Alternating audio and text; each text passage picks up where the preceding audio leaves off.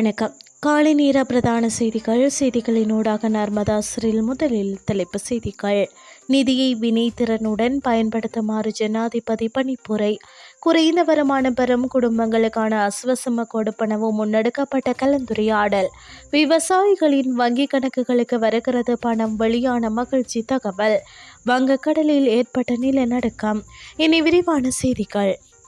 அமைச்சுக்களுக்கு ஒதுக்கப்படும் நிதியை வரையறுக்கப்பட்ட நிதி கட்டமைப்பிற்குள் வினைத்திறனுடன் பயன்படுத்துமாறு ஜனாதிபதி அனுரகுமார திசாநாயக்க அமைச்சுக்களின் செயலாளர்களுக்கு பணிப்புரை விடுத்துள்ளார். ஜனாதிபதி செயலகத்தில் நடைபெற்ற கூட்டத்தின் போது ஜனாதிபதி அனுரகுமார திசாநாயக்க இதனை தெரிவித்துள்ளார்.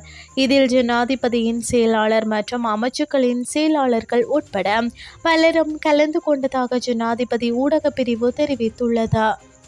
கிளிநொச்சியில் அஸ்வசம மற்றும் குறைந்த வருமானம் பெறும் குடும்பங்களின் சிறந்த முறையிலான எதிர்காலம் தொடர்பில் முக்கிய கலந்துரையாடல் ஒன்று முன்னெடுக்கப்பட்டுள்ளது.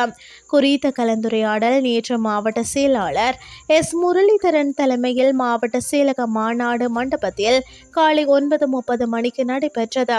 கிராமிய அபிவிருத்தி, சமூக பாதுகாப்பு மற்றும் சமூக வலுவூட்டல் அமைச்சின் சமுர்த்தி திணைக்களத்தின் சமூக வேலை திட்டத்தின் கீழ் 2025 ஆண்டு தொடக்கம் 2029 ஆண்டுக்கான தொடர்பான தெளிவூட்டல் இதில் கலந்துரையாடப்பட்டுள்ளது. சமூக வலுவூட்டல் ஊடாக அரசாங்கத்தினால் முன்னெடுக்கப்படும் நலம்புரி திட்டங்களை சிறந்த முறையில் மேற்கொண்டு வறுமையை ஒழித்தல், வலுவூட்டலின் முக்கிய துறைகள் மற்றும் அசுவசம மற்றும் குறைந்த வருமானம் பெறும் குடும்பங்களின் தெரிவுகளும் சிறந்த முறையில் எதிர்காலத்தில் முன்னெடுக்கப்பட வேண்டும் எனவும் இந்த கலந்துரையாடலில் தெளிவுபடுத்தப்பட்டுள்ளது.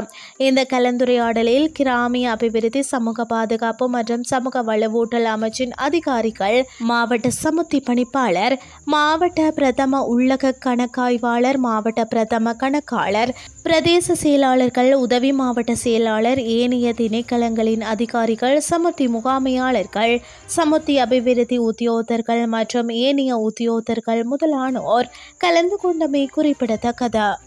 மன்னார் மாவட்டத்தில் வெள்ளத்தினால் பாதிக்கப்பட்ட 4285 விவசாயிகளுக்கு இழப்பீட்டுத் தொகை வழங்கப்பட உள்ளதாக தெரிவிக்கப்பட்டுள்ளது.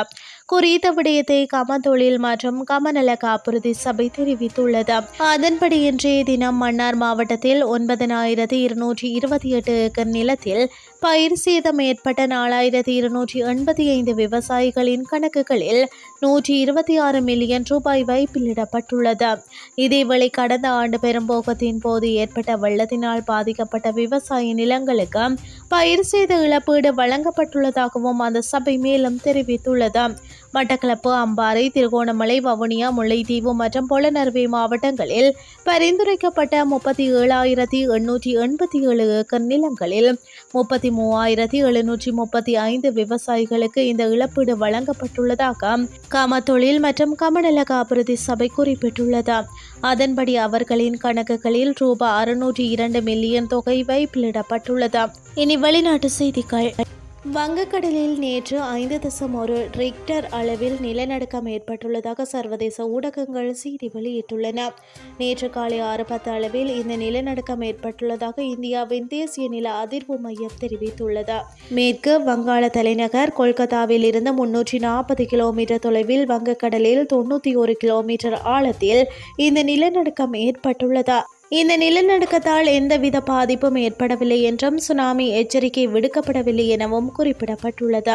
இதேவேளை கடந்த ஜனவரி 7ஆம் தேதி நேபாளம் மற்றும் இந்தியாவில் சில பகுதிகளில் ஏற்பட்ட சக்தி வாய்ந்த நிலநடுக்கத்தால் 90ற்கும் மேற்பட்டோர் உயிரிழந்துள்ளமையும் குறிப்பிடத்தக்கது.